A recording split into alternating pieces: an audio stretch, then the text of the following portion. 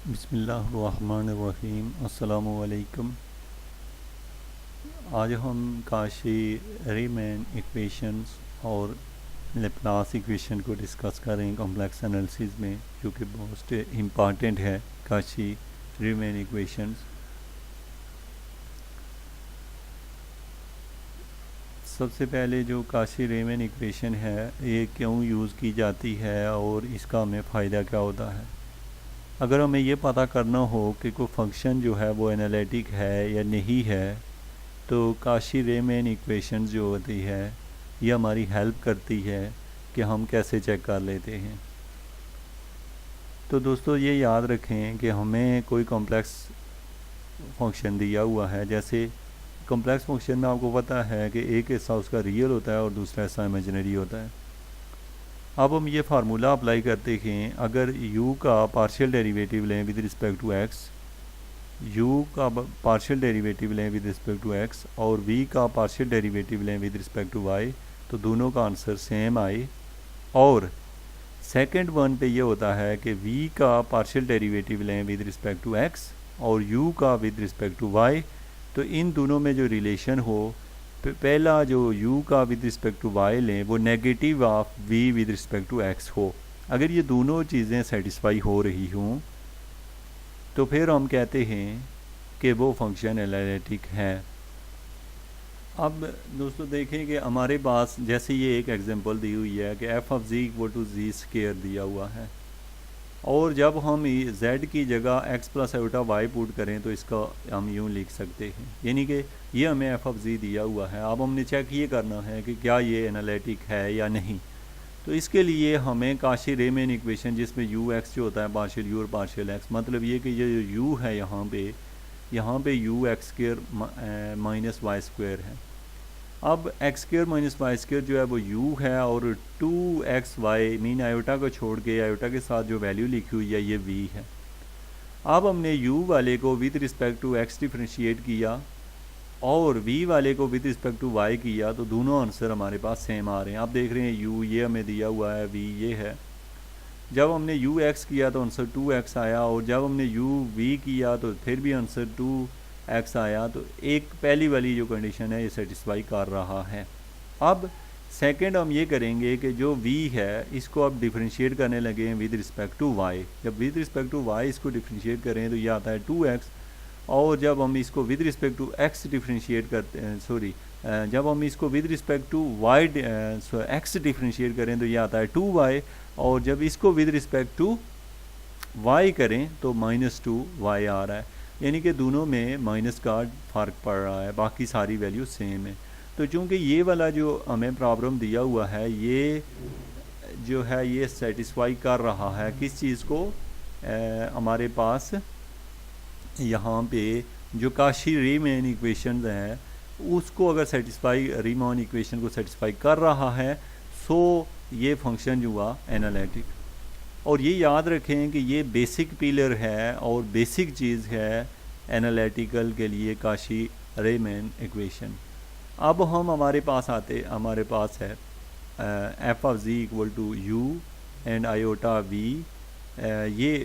ये थ्योरम है, जो ये दो थ्योरम हैं जिनके ऊपर ये सारा का सारा हमारा जो डेटा है उस पर बेस करता है। इसको आप अच्छे से समझें, अच्छे तरीके से इसको अंडरस्टैंड करने की कोशिश करें। देखें, लेट एफ ऑफ जेड जैसे कि ये दिया हुआ था ऐसे ही यहाँ लिखा गया है, बी डिफाइंड एंड कंटिन्यूस। अब इसमें दो खूबियाँ हैं, एक तो डिफाइंड है और कंटिन्यू है। इन सम नेबरहुड ऑफ ए, यानी किसी पॉइंट के ऊपर, point mean neighbourhood of A mean कि आप किसी वो जो आपने सर्कल देखा था उसके जो नेबरहुड देखे थे उनमें से कोई पॉइंट हो, ये नहीं है जहाँ से मर्जी उठा लो।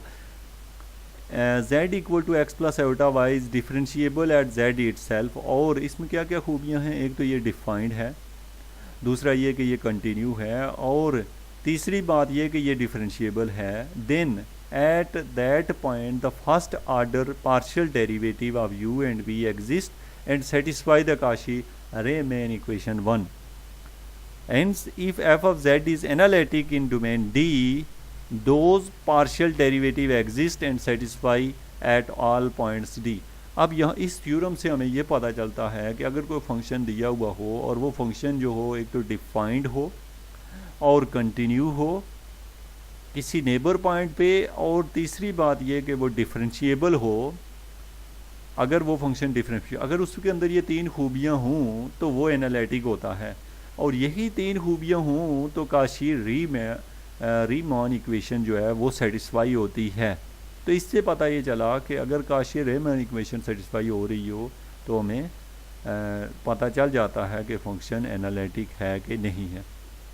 दूसरे की तरफ आएँ, जैसे इसने उसको प्रूव किया हुआ है। नेक्स्ट जो दूसरा थ्योरम है हमारे पास है यहाँ पे, ये थ्योरम नंबर 2। इसमें हम देखें if two real valued continuous function u and v। अब देखें u एंड v ये दो फंक्शन है, यानी कॉम्प्लेक्स नंबर के दो पार्ट हैं, ये दोनों रियल होते हैं क्योंकि इसके साथ आयोटा होता है, आयोटा को हम इंक्लूड नहीं करते। Of two real variable x and y have continuous, ये दोनों कंटिन्यूस हों, first partial derivative but that satisfy the Cauchy-Riemann equation in some domain D, then the complex function is analytic in D। तो इस theorem से हमें ये बात मिली कि जब भी आप u और v को लें, ये two real variable x and y है और ये कंटिन्यू भी हो, ये खूबियाँ हों, फर्स्ट ऑर्डर पार्शियल डेरिवेटिव, और इसमें रियल वैल्यूज़ कंटिन्यू फंक्शन, ये फंक्शन कंटिन्यू होने चाहिए और ये कंडीशन सेटिस्फाई करें तो वो एनालिटिक होता है। सिंपली आप लोगों ने जब आपको ये कहा जाएगा, एक सवाल दे के कहा जाएगा बताओ कि ये एनालिटिक है कि नहीं है, तो आप बस काशी रीमान इक्वेशन को अप्लाई करें, देखें कि अगर वो सेटिस्फाई हो रही है आप कह दें कि ये फंक्शन जो है वो क्या कर रहा है, एनालिटिक है।